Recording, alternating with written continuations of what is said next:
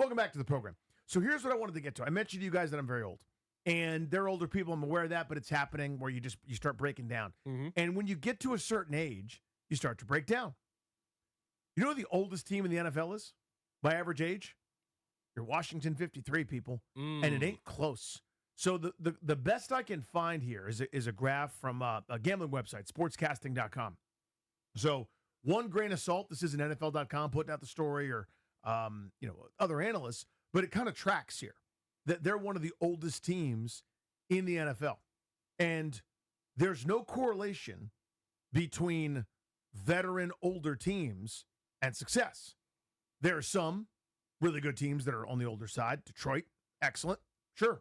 The Steelers, a lot of 9-10 win seasons, but maybe not the exact right recipe for you. The 49ers, a disaster last year because of all the injuries. Falcons, Houston, disappointing last year. They went with a bunch of veterans. Again, 10-7, nothing wrong with that. But then it's the Saints, Cardinals, Titans, Browns, not the company you want to keep. So Washington is the oldest team in the NFL. The youngest, by the way, Green Bay Packers, coming off a double-digit win season again at only 24 years old. The Eagles are the third youngest team in the NFL, continually churning talent. So I ask you, Toby, are we concerned at all? What comes? Let me back up before we get to concern. What comes to mind when you hear that they're the oldest team in the league? I mean, it kind of tracks because you think of some of the guys that are playing big-time roles for this football team, and we thought this last year. By the way, we talked about this when free agents were brought in the last couple of years. Like, hey, have you ever heard of signing somebody that's not 30 years old? Have you ever considered that? That's something that they've kind of majored in. So think about the guys that are going to play major roles on this team, like a Bobby Wagner, a Zach Ertz. I mean, we thought both of those guys could be in their final year of their career last year. And then they had a good year, and now they're back this year. So you're a year older. Like, they have a bunch of guys. I mean, even the guy they traded for, Laramie Tunsil, older. Deebo Samuel, in terms of wide receivers, older, right? Like, they have a lot of guys. Now, I don't have an issue with this because, we remember 2019 very favorably with the Washington Nationals, right? Think about that team. You think, obviously, Juan Soto. You think Anthony Rendon. You think Strasburg. But that was one of the oldest rosters in the league. Asdrubal Cabrera was playing a big role. Well, that's where the bargains were. Zimmerman and Howie Kendrick. And, guys, nobody's interested in Major League Baseball free agency in the 34-year-old guy that you have to, take care of. Correct. Where they saw a soft part of the market and said, we could certainly use that. But, yeah, go ahead. So I think you have a little bit of that with Washington now with the Commanders, right? Just a little bit. Not saying it's the same sort of thing because they don't have that age discrepancy like that to me, but Noah Brown's a little bit older. Nick Allegretti, those sorts of guys. It's not like they're built. This also speaks to how poorly Ron built this team in terms of draft picks because they just don't have young guys that can contribute that haven't been drafted by this regime. Like Jaden Daniels is going to contribute and Mikey Sainristil and guys like that. But it's not like you have the Jamin Davis who would be in that mid-tier around that 26, 27 range. Like that is gone. You've either got old guys or you've got young guys. There's really no in between, it feels like, with this football team. You're exactly right. So to me, it's a byproduct of what came before them. So imagine, and this is laughable, obviously, but imagine that in year 1 or 2 of the rebuild, the Wizards won 55 games and were competing with a chance to go to the conference finals. Right now, I know the football team did, but bear with me. That would disrupt the timeline of a rebuild.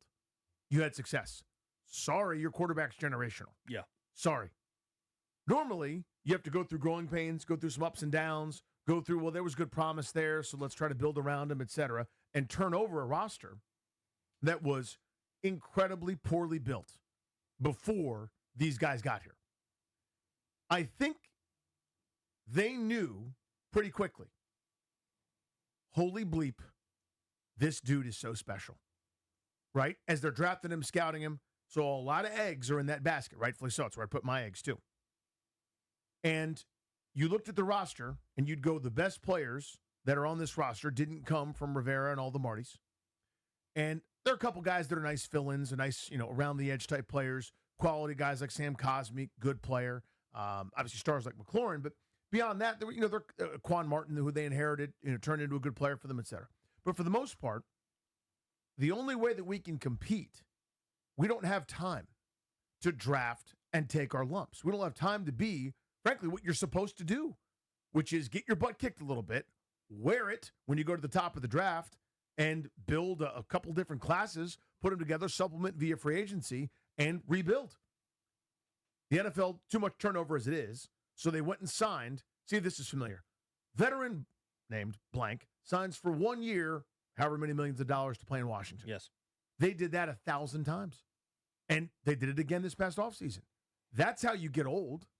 So it's twofold for me. Am I concerned? And that's the question. 800-636-1067. 800-636-1067. What's your reaction to that? That Washington's the oldest team in the NFL, according to a little bit of statistical data here that we can find. What do you make of that? And do you care? Is it bad? My answer actually is yes, I do care. I do care.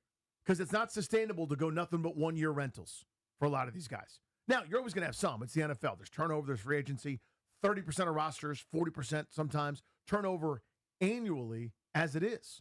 That's just the nature of the sport, right? With the salary cap, and you'll can pay a few core guys, et cetera. As Ryan Zimmerman once told us, not everyone gets to make $200 million. Mm-hmm.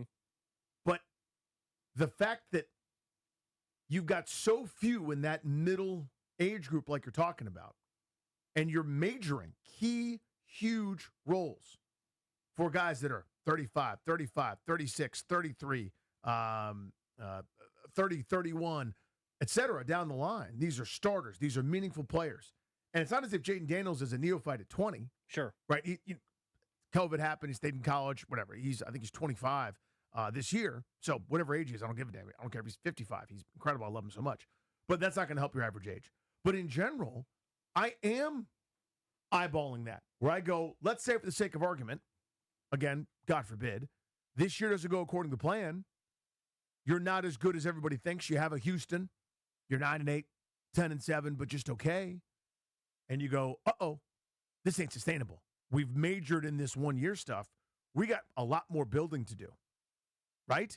Is it crazy that a tougher schedule could result in just an okay year? Even as much as I love Jayden Daniels, with an under-talented group in a lot of spots? That's not crazy to me. No, and I think this was a big question as to their approach with some of these trades and things is you want to build this thing for the long term. It's why I was a little bit critical of some of the trades where you're giving away multiple picks and trying to bring in an older player is I want to be able to build this so that I can be a juggernaut, not just for a year, not just for 2 years, but so that you have an infrastructure built up so that as time goes on, you've got a lot of guys in the fold that are younger, that are cheaper, right? And they don't necessarily have, they opted to go with some guys that are a little bit older in terms of trading for a Laramie Tunsil, trading for a Deebo Samuel in a 1 year deal. And those things aren't wrong, but that's how you end up in a spot where, like you're talking about, an older team. And to me, I'm not as worried about the age thing as much as I am contracts and how long are these guys going to be a part of this team, because I want to build that foundation. And I think that's where they ended up in a bad spot. Like you said, if they were just planning to build this thing how they probably initially thought when they got in here, they were going to draft the quarterback, they're going to develop him over years, and it was going to be something that by the end of it, 2-3 years down the line, you'll have a really good football team, and then that's when you make your leap. But when you draft a guy that's uber special, immediately, like Jayden Daniels, they're like, well, let's go get good players that can help us out right now. And that's where you end up in a spot where the long-term future of the team, they're still trying to build. That's why you draft a Connerly.